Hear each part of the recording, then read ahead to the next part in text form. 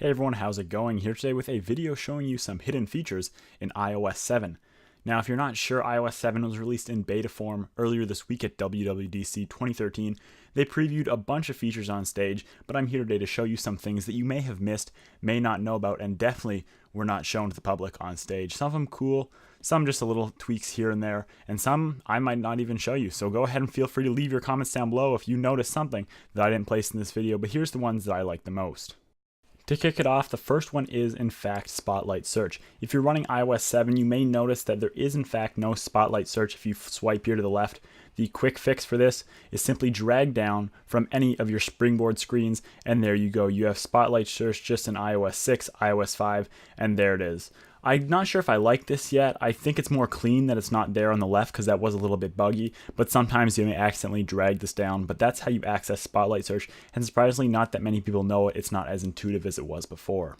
The next one isn't so much a hidden feature, but just something cool that many people don't know about. By default, the wallpapers are not set to dynamic, but if you go into wallpapers and brightness now, there are now two moving or dynamic, as Apple calls them, wallpapers to choose from.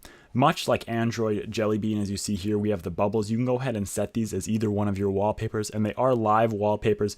Again, it's about due time that these came around to iOS 7, but you can go ahead and set them, and also you can shift your apps, and it's hard to see here, but your apps will even move on top of the dynamic wallpapers themselves. So those dynamic wallpapers, and again, they're not set by default, so many people don't even know that they're there.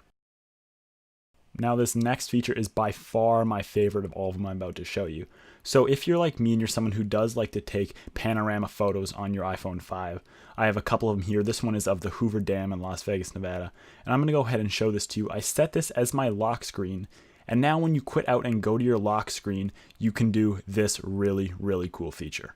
So here's the panorama photo, and there's my lock screen. It reacts to your movement, and you can look at the whole thing up, down, left, right. This is by far one of the coolest things. It's actually hard to figure out if you don't know. If you set it as a panorama photo, no need to crop it. You can set it as this and access that awesome feature. Now this is one of the highly touted features, but they didn't show it off much, nor is it easy to find. What it is blocking of contacts on your phone. So you have to go into your messages first. I'm just covering up my numbers here. And if you scroll to the very bottom, you see here you have the option of blocked contacts. If you go ahead and click this, you can choose any number from your contacts, or you can add one that they will not let come to your phone calls, messages, or FaceTime. It won't show up on your phone. This is a really nice feature, long awaited, and I'm glad it's here. Now this one also not as big, but very handy at that. If you go all the way to the bottom of your notification center settings, you see you have these government alerts, which by default are set to off. They're kind of cool though. If you turn on Amber Alerts and Emergency Alerts, it will place government alerts in your notification center if there's ever something going on, which they need to alert you. A really handy feature. I like that Apple's done this, and if you flip those on, kind of a nice hidden feature.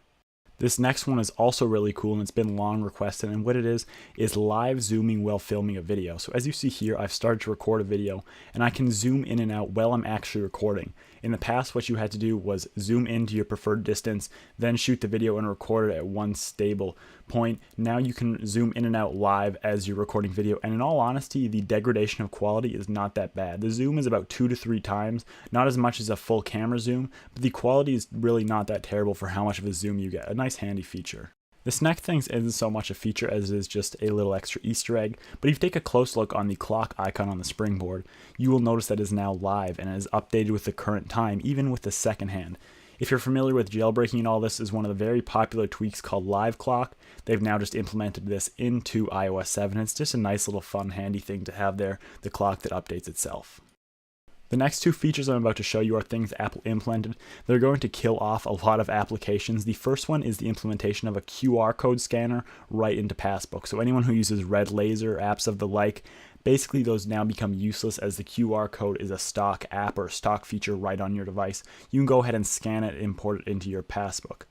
Also, as you see here, we now can go into our compass, and we actually have a live level. So anything like iHandy level or apps like that are now also rendered somewhat useless. You place it flat on the table here, and as you can see, we are on a level table, 0 degrees, and it lights up nice and bright green. So that is in the stock app. You have to swipe to the right, and you'll be able to get a level right on your iPhone without installing any extra apps.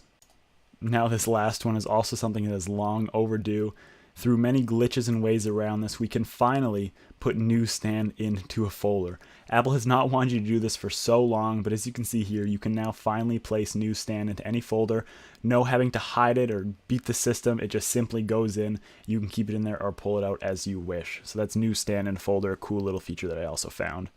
So those are all the hidden features that we decided to place in this video today. If you have noticed any that I didn't show in this video that you think are pretty cool and you're running your copy of iOS 7, please feel free to leave a comment below. Again, these are the ones that I just found the most interesting, so I decided to make a video on them.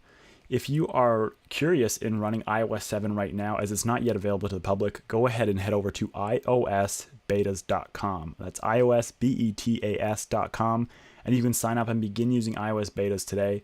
It's not available yet to the public until the fall or later with the launch of the next iPhone, but you can begin to use yours today if you head over to iosbetas.com, get registered as a developer, and then start using iOS 7. It's a really cool software. It has lots that has been improved, and it's awesome. Thanks so much, guys, for watching. Hope you liked the video, and I'll see you in the next one.